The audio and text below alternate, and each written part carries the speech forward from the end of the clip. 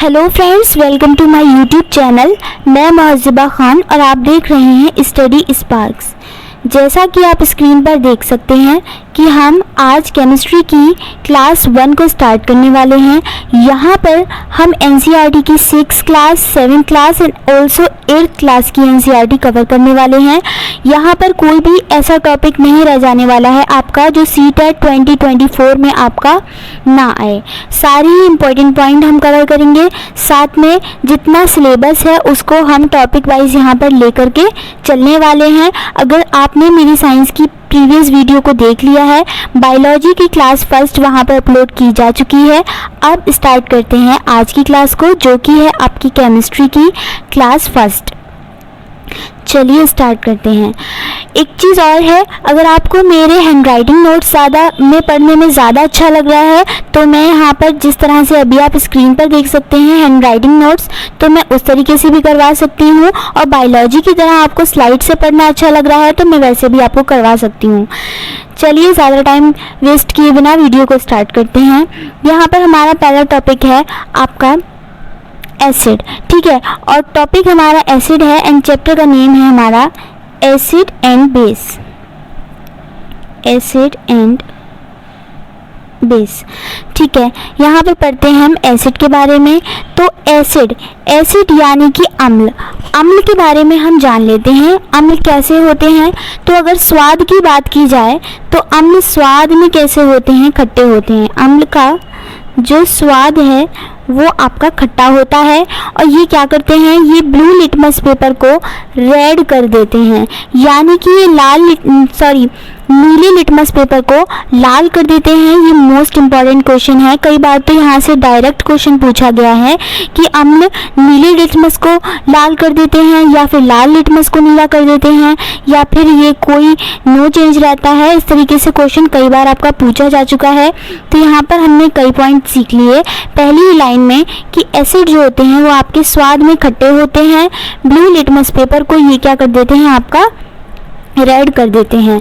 Acid को जब water में आपका घोला जाता है तो ये कौन से आयन देते हैं, ये आपके H+ आयन देते हैं, यानी कि H पॉजिटिव या H+ आयन ये आपके देते हैं जब इसको H2O में यानी कि आपके वाटर में घोला जाता है। मान लीजिए यहाँ पर किसी एसिड को, किसी अम्ल को मैं यहाँ पर ले लेती हूँ। मान लीजिए मैं यहाँ पर HCl को ले लेती हूँ। आप जानते हैं कि HCl को बोलते हैं हाइड्रोक्लोरिक एसिड। तो हाइड्रोक्लोरिक एसिड को मैंने यहाँ पर ले लिया और साथ में हमने इसको जल में घोल दिया, तो इसने हमें H+ आयन दिया एंड Cl- आयन भी हमने दिया। तो H+ आयन जिसने दे दिया वो आपका हो गया एसिड। नीचे आ जाते हैं, यहाँ पर भी एक अच्छी पॉइंट लिखा हुआ है, अम्ल के जलीय घोल विद्युत धारा को प्रवाह करते हैं, यानी कि अम्ल को अगर जल में घोला जाए, ठीक है, किसी भी एसिड को अगर हम किसी जल में घोल रहे हैं देन वहाँ पर इलेक्ट्रिसिटी जो है वो आपकी कंडक्ट होगी, यानी कि विद्युत धारा का प्रवाह करने की बात अगर पूछी जाए कि अम्ल को जल में घोलने पर क्या विद्युत धारा प्रवाह होती है, तो बिल्कुल होती है। जब अम्ल को आप जल में घोलते हैं देन आपकी वहाँ पर इलेक्ट्रिसिटी कंडक्ट होती है, तो अम्ल के जलीय घोल विद्युत धारा प्रवाहित करते हैं। यहाँ पर बहुत ज़्यादा मुश्किल तरीके से मैं आपको नहीं बता रही हूँ, और जितना आपके लिए नेसेसरी है वो सारे पॉइंट हम कवर करेंगे। आसान तरीके से हमको सीखना है, क्योंकि केमिस्ट्री है, बायो है, फिजिक्स है, इनको अगर साइंस को अच्छे तरीके से हम सीखने की कोशिश करेंगे, फिर हम यहाँ पे प्रीवियस ईयर क्वेश्चंस भी करेंगे और उनको करने पे आपको ये अंदाज़ा हो जाएगा कि जितना कि हमने पढ़ा है वो सारा हमारा जो था इम्पॉर्टेंट था और उस पर बेस्ड हमारे क्वेश्चंस बन रहे हैं, आगे भी बनेंगे, 2024 में भी ज़रूर बनेंगे। अब यहाँ तक हमने बात कर ली थी कि अम्ल का जलीय घोल विद्युत धारा कंडक्ट करता है। अम्ल के प्रकार, ठीक है, तो अम्ल के प्रकार, टाइप्स ऑफ एसिड यानी एसिड कितने प्रकार के होते हैं, तो अम्ल 2 प्रकार के होते हैं उत्पत्ति के आधार पर। मेन बात यह है कि 2 प्रकार के किसके आधार पर होते हैं, तो आप बोलेंगे कि उत्पत्ति के आधार पर अम्ल जो होते हैं, एसिड जो होते हैं आपके, वो 2 प्रकार के होते हैं। कौन कौन से होते हैं, आपका होता है एक ऑर्गेनिक एसिड, दूसरा होता है आपका मिनरल एसिड। ऑर्गेनिक एसिड और मिनरल एसिड नाम से ही आपको पता चल रहा होगा। ऑर्गेनिक एसिड यानी कि कार्बनिक अम्ल, जो हमें प्रकृति से प्राप्त होते हैं, यानी कि जो हमें गॉड की तरफ से मिले हुए हैं, हमारे नेचर की तरफ से यानी प्रकृति की तरफ से जो हमें मिले हुए हैं, वो सारे एसिड आपके ऑर्गेनिक एसिड होते हैं। और जो खनिज अम्ल हैं यानी कि आपके मिनरल एसिड हैं, जो भी आप लैब में बनाते हैं, प्रयोगशाला में बनाते हैं, वो सारे आपके मिनरल एसिड कहलाते हैं। यानी कि लैब में बनाए जाने वाले सारे एसिड जो होते हैं वो आपके खनिज अम्ल यानी कि मिनरल एसिड होते हैं। एंड जो भी आपके प्रकृति की तरफ से दिए गए हैं वो आपके ऑर्गेनिक एसिड या कार्बनिक एसिड होते हैं।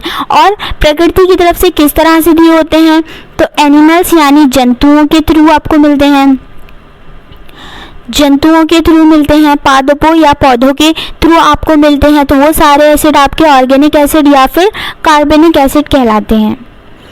अब आ जाते हैं नेक्स्ट पर। तो यहाँ पर हम कर रहे हैं सम ऑर्गेनिक एसिड्स, यानी कि सम ऑर्गेनिक एसिड्स के बारे में हम यहाँ पर कर रहे हैं। सबसे पहला ये आपकी स्क्रीन पर है आपका फॉर्मिक एसिड, इसके बारे में यहाँ लिखा हुआ है। फॉर्मिक एसिड का एक और नाम भी है मेथेनोइक एसिड, यानी फॉर्मिक एसिड को मेथेनोइक एसिड भी कहते हैं। और ये आपका पाया जाता है चींटी के डंक में, बिच्छू के डंक में, मधुमक्खी के डंक में, और साथ में बिच्छूवटी नाम का एक पौधा होता है, उसके अंदर भी ये पाया जाता है। अगर आपको वो लग जाए ना तो उससे भी आपका वो जगह जो थोड़ी सी फूल जाती है, जैसे कि चींटी के काटने पर आपके एक जगह जो होती है ना वो थोड़ी सी उठ सी जाती है, तो वो चींटी की डंक में कौन सा एसिड के कारण होती है, वो आपकी होती है फॉर्मिक एसिड के कारण। मोस्ट इंपॉर्टेंट क्वेश्चन था ये, बहुत बार इससे डायरेक्ट क्वेश्चन बनाए, चाहे वो आपका सी-टेट हो चाहे वो आपका यूपी-टेट हो, वहाँ पर डायरेक्ट क्वेश्चन आता है। और बहुत इंपॉर्टेंट बात रहती है कि फॉर्मिक एसिड जो होता है वो आपकी चींटी के डंक में सबसे ज़्यादा यहाँ से बात की जाती है। ये भी आपको याद रखना है कि बिच्छू के डंक में भी पाई जाती है, मधुमक्खी के डंक में भी पाई जाती है। अब आ जाता है आपका एसिटिक एसिड। तो एसिटिक एसिड इसका अणुसूत्र क्या होता है, CH3COOH। ये भी आपको याद करना है, लेकिन अभी यहाँ पर बात कर रहे हैं एसिटिक एसिड। एसिटिक एसिड के बारे में यहाँ पर आपको मिल जाएगा, वो थोड़ा सा मिस हो गया था ऊपर नीचे।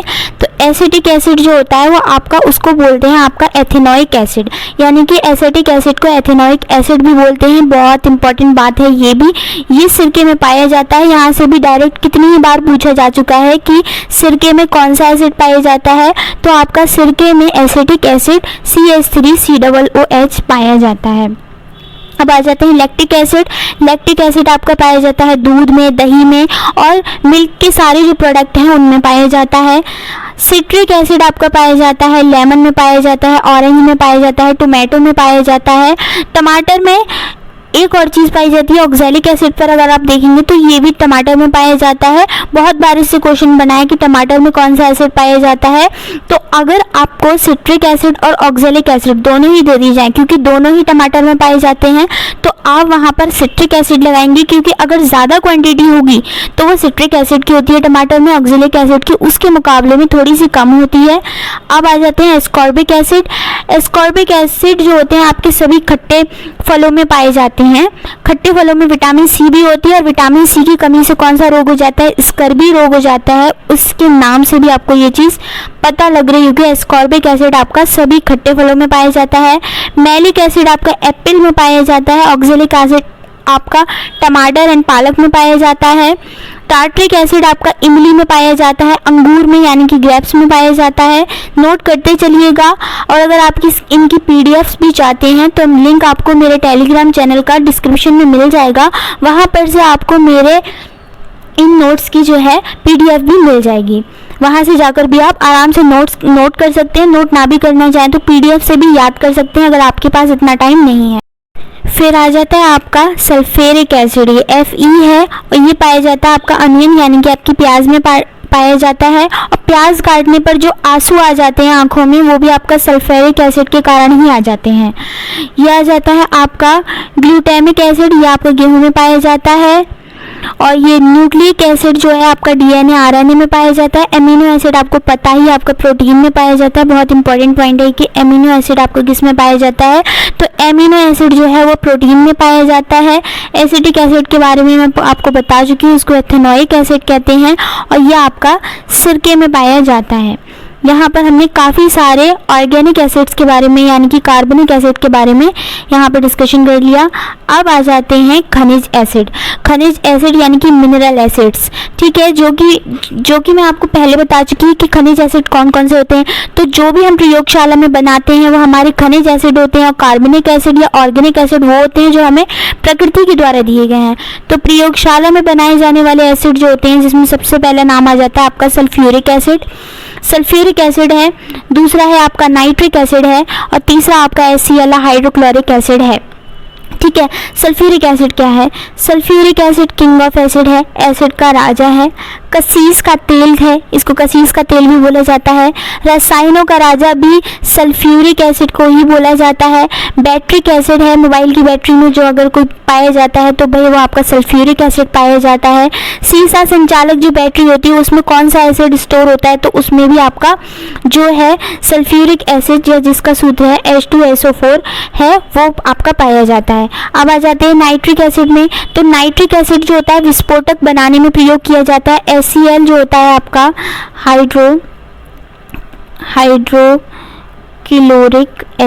हाइड्रोक्लोरिक एसिड होता है आपका HCl, जो कि आपका म्यूरेटिक एसिड होता है। इसका दूसरा नाम जो है म्यूरेटिक एसिड है, इसको भी आप याद करते चलिएगा। अब आ जाते हैं नेक्स्ट पॉइंट पे। नेक्स्ट पॉइंट हमारा क्या है कि प्रबलता के आधार पर एसिड भी दो प्रकार के होते हैं। अभी तक जो हम एसिड के टाइप्स पढ़ रहे थे वो हमारा उत्पत्ति के आधार पर था। अब हम पढ़ेंगे स्ट्रेंथ यानी प्रबलता के आधार पर एसिड कितने प्रकार के होते हैं। तो अगर कोई पूछे या क्वेश्चन में आए कि प्रबलता के आधार पर एसिड के प्रकार क्या हैं, तो दो प्रकार के होते हैं। कौन कौन से? एक आता है आपका वीक एसिड, एक आता है आपका स्ट्रॉन्ग एसिड। वीक एसिड को हिंदी में बोलते हैं दुर्बल एसिड, एंड स्ट्रॉन्ग एसिड को आपका हिंदी में बोलते हैं प्रबल एसिड। नाम से आपको अंदाजा लग रहा होगा कि वीक एसिड और प्रबल एसिड में हो क्या सकता है। ठीक है, तो जो पानी में घुलने पर कम H+ आयन दे, मतलब कम मात्रा दे H+ आयन की, वो आपके होते हैं वीक एसिड या जिनको हिंदी में बोलते हैं दुर्बल एसिड। और जो पानी में घुलने पर अधिक मात्रा दे, बल्कि बहुत अधिक मात्रा दे, किसकी?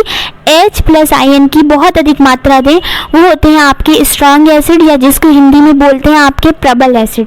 ठीक है, क्यों ऐसा क्यों हो रहा है? क्योंकि जो आपके वीक एसिड होते हैं वो आपके पानी में यानी कि H2O में आंशिक रूप से अपघटित हो पाते हैं, जबकि जो आपके स्ट्रॉन्ग एसिड होते हैं वो पानी में यानी कि आपके H2O में पूर्ण रूप से अपघटित हो जाएंगे। इसीलिए वो आपको ज़्यादा H+ आयन देंगे और ये आपको कम H+ आयन देंगे। समझ में आ गई होगी उम्मीद है आपको बात कि प्रबलता के आधार पर एसिड दो प्रकार के होते हैं। पहला होता है आपका वीक एसिड, दूसरा होता है आपका स्ट्रॉन्ग एसिड। वीक एसिड वो होते हैं जो आपको कम H+ आयन देते हैं, स्ट्रॉन्ग एसिड वे होते हैं जो आपको ज़्यादा H+ आयन देते हैं। ऐसा क्यों होता है? क्योंकि पानी में घुलने पर वीक एसिड जो होते हैं वो कम रूप से आपके अपघटित हो पाते हैं, जबकि पूर्ण रूप से आपका अपघटित हो जाते हैं कौन से एसिड? Strong acid. अब आ जाते हैं कुछ पॉइंट्स लिखे हुए हैं। जितने भी ऑर्गेनिक एसिड हैं, यानी कि ऑर्गेनिक एसिड कौन से थे? जो कि हमें प्रकृति की तरफ से दिए गए हैं, जो हमें जंतुओं के द्वारा तथा पादपों के द्वारा प्राप्त होते हैं, वो सारे हमारे क्या हैं? वो हमारे ऑर्गेनिक या कार्बनिक एसिड हैं।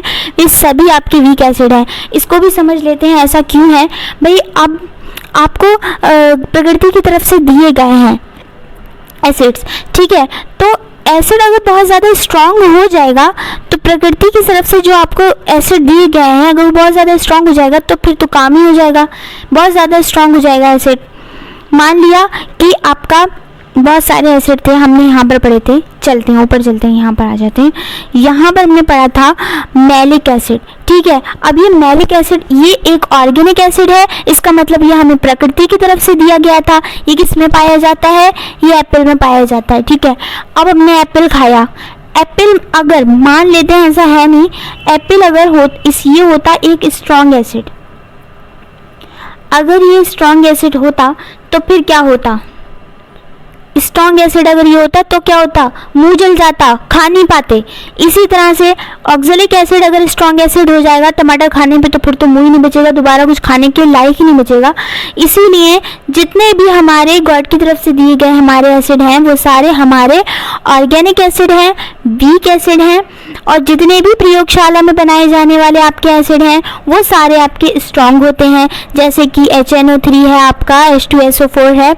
अब H2CO3 यानी कि कार्बोनिक एसिड, ये एक अपवाद है। ये आपका कार्बोनिक एसिड है यानी ये ऑर्गेनिक एसिड है, ये जंतुओं और पादपों से प्राप्त होता है, लेकिन ये अपवाद है क्योंकि ये खनिज एसिड होने के बाद भी, यानी कि खनिज एसिड है यानी कि प्रयोगशाला में बनाया जाता है, ये प्रयोगशाला में बनाया जाता है। ये कार्बोनिक एसिड नहीं है, ऑर्गेनिक एसिड भी नहीं है, ये आपका खनिज एसिड है, मिनरल एसिड है, उसके बाद भी ये एक वीक एसिड है। जबकि जो एसिड प्रयोगशाला में बनाए जा रहे थे वो आपके क्या थे, वो थे आपके सारे स्ट्रॉन्ग एसिड, लेकिन ये प्रयोगशाला में बनाए जाने के बाद भी आपका वीक एसिड है। ये किसकी भांति काम कर रहा है, ये आपके ऑर्गेनिक एसिड या कार्बोनिक एसिड की भांति कार्य कर रहा है। यहाँ पर कुछ पॉइंट्स आ जाते हैं। अब CO2 यानी कि कार्बन डाइऑक्साइड, H2O यानी कि वाटर, ये आपको देना है, gives that H2CO3 carbonic acid इन्होंने हमें दे दिया। ऐसा हो क्यों रहा है, मतलब ये जो अभी ऊपर ये वाला पॉइंट आया था कि H2CO3 कार्बोनिक एसिड, ये अपवाद है क्योंकि ये खनिज एसिड होने के बाद भी आपका वीक एसिड है। ऐसा क्यों हो रहा है तो यहाँ पर थोड़ा सा समझ लेते हैं। जब कार्बन डाइऑक्साइड की क्रिया H2O यानी कि वाटर के साथ करवाई जाती है तो वो हमें देता है H2CO3 जो कि होता है हमारा कार्बोनिक एसिड, इसके बारे में डिस्कशन चल रहा है। वर्षा के पानी में क्या पाया जाता है, तो वर्षा के पानी में तो आपका पाया जाता है H2CO3। अगर वर्षा के पानी में बहुत ही ज़्यादा कोई प्रबल अम्ल पाया जाता, प्रबल यानी कि स्ट्रॉन्ग एसिड पाया जाता, तो फिर तो वर्षा के पानी में एक बार भीगने के बाद इंसान का काम ही हो जाता, वो जल के राख हो जाता, उसका कुछ नहीं बनता, सुहा हो जाता। तो यहाँ पर आ जाते हैं, कोल्ड ड्रिंक में भी आपका H2CO3 पाया जाता है, इसीलिए ये आपका वीक एसिड है। वीक एसिड है, शीत पेय पदार्थ बोलते हैं कोल्ड ड्रिंक को हिंदी में, और इसमें CO2 गैस निकलती है कोल्ड ड्रिंक में, आपको पता होगा, और H2 होता है, इसीलिए ये H2CO3 की बात की गई थी। अम्लों का राजा कौन है, ये तो आपको पता ही, अभी ऊपर भी आ चुका कि अम्लों का राजा है H2SO4 यानी कि सल्फ्यूरिक एसिड। H2SO4 की क्रिया जब HNO3 यानी नाइट्रिक अम्ल के साथ करवाई जाती है तो, और किस रेशो में करवाई जाती है, तो 3:1 में करवाई जाएगी जब, तो आपको एक चीज़ मिलेगी एक्वारेजिया। एक्वारेजिया यानी जिसको एक्वारेजिया को बोलते हैं अम्लराज। अब यहाँ पर एक कंफ्यूजन क्रिएट होता है कि अम्लों का राजा कौन सा है, अम्लराज कौन है। तो अम्लों का राजा तो H2SO4 है, लेकिन अम्लराज की अगर बात की है, अम्लराज की अगर बात की जाए तो एक्वारेजिया आपको ऑप्शन में अगर देखें तो आप लगा दीजिएगा, यहाँ पर कंफ्यूज होने वाली कोई बात नहीं है। अम्लों का राजा H2SO4 है यानी सल्फ्यूरिक एसिड है, अम्लराज आपका एक्वारेजिया है। और एक्वारेजिया है क्या, तो ये है धातुओं को डिसॉल्व करने में यूज़ की जाती है। इसमें सभी धातु, सोना भी घुल जाता है, सोना तक इसमें घुल जाता है, इतनी प्रबल होती है। सोनार इसका उपयोग ज्वेलरी साफ करने में देते हैं, यानी कि अगर आपकी ज्वेलरी, आपको लग रहा है आपकी गोल्ड की नेकलेस है या जो भी ज्वेलरी है वो गंदी हो गई तो आप सोनार को देते हैं, लेकिन वो जो लिक्विड जिस सोल्यूशन में वो उसको डालते हैं, जिस सोल्यूशन में वो उसको डालते हैं वो किसका होता है, वो आपका एक्वारेजिया का होता है। लेकिन एक चीज़ आपको ध्यान रखने वाली होती है, अगर बार बार दे रहे हैं देन आपका उसमें सोना भी यानी आपका गोल्ड भी या आपकी धातु भी इसमें डिसॉल्व हो सकती है, हो जाएगी। ये थी आज की कंप्लीट वीडियो। मिलते हैं नेक्स्ट वीडियो में, तब तक के लिए आपने मेरे चैनल को सब्सक्राइब नहीं किया है तो प्लीज़ मेरे चैनल को सब्सक्राइब कर दें, लाइक कर दें, शेयर कर दें, कमेंट कर दें, साथ ही बेल आइकन को भी प्रेस कर दें। आई होप आपको मेरी वीडियो पसंद आई होगी। अगर पसंद आई है तो एक लाइक बन जाता है। कमेंट सेक्शन में आके बता दीजिए कैसी लगी आपको मेरी वीडियो। और आपको ये हैंड राइटिंग नोट्स अगर आपको चाहिए हैं तो आप टेलीग्राम चैनल पर लिंक आपको मिल जाएगा डिस्क्रिप्शन में, वहाँ पर आकर क्लिक करके आपको ये भी मिल जाएंगे, आपको कंप्लीट मिल जाएंगे।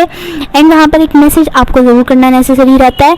यहाँ पर ये केमिस्ट्री का हमारा फर्स्ट क्लास था, सेकंड क्लास में मिलेंगे। ये ज़्यादा बहुत लंबी वीडियो भी नहीं है और बहुत ज़्यादा छोटी वीडियो भी नहीं है, लेकिन मैं यहाँ पर मुश्किल तरीके से आपको केमिस्ट्री, फिजिक्स या बायो नहीं पढ़ाना चाहती, इतने आसान तरीके से पढ़ानी चाहती हूँ कि आप लोगों को एक बार में समझ में आ जाए।